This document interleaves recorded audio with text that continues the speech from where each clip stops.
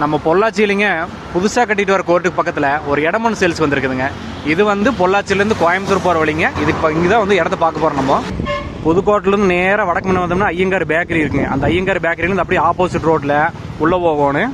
எக்ஸாக்டாக சொல்லணுமா, இங்கே வந்து பார்த்துக்கோங்க, முருகன் மகால்னு ஒரு மண்டபம் இருக்குதா, இந்த மண்டபத்துலேருந்து இப்படி வந்து லெஃப்ட் எடுக்கணுங்க. லெஃப்ட் எடுத்தோம்னா அண்ணாமலை நகர்னு சொல்லுவாங்க. இந்த இதுலேருந்து நேராக கிளவரம் போகணும். அந்த கோயம்புத்தூர் மெயின் ரோட்லேருந்து நேராக உள்ளே வந்தோம்னா ஒரு 300 மீட்டர் வரணுங்க. வந்தோடனே வந்து 23 அடி தென்பட ரோட்டில் பாருங்க இந்த சைட் அமைச்சிருக்கு பார்த்தீங்களா. சைட்டு வந்து மேற்கு பார்த்து சைட்டு. நமக்கு வந்து அப்படியே வடக்கு பார்த்து வீடு கட்டிக்கலாம் ஜம்முன்னு. சைட்டோட அகலம் வந்து 38 அடி வரும். 38க்கு 55ன்னு வருங்க. கரெக்டாக 4.80 சென்ட். இதில் முன்னாடி வேறு 2 தென்னை மரம் இருக்குதா. இது வேணா வச்சுக்கலாம், இல்லை வேணும் வெட்டி எறிஞ்சிட வேண்டியது தான். ஏரியா பற்றி பிரச்சனையே இல்லைங்க. அதெல்லாம் வந்து ஒரு சூப்பரான வெல் டெவலப்டு ஏரியா. உங்களுக்கு பார்த்தீங்கன்னா தெரியும் எந்த அளவுக்குள்ள வீடு ஆகிருக்குன்னு பார்த்துக்கோங்க. ஒரு அருமையான இடத்த வந்து இப்போ நான் சொல்லியிருக்கேன். இதோட ப்ரைஸ் எவ்வளோ சொல்லியிருக்கேன்னா பெர் சென்ட் வந்து உங்களுக்கு 10 லட்ச ரூபா சொல்லியிருக்காங்க. பேசிக்கலாம்.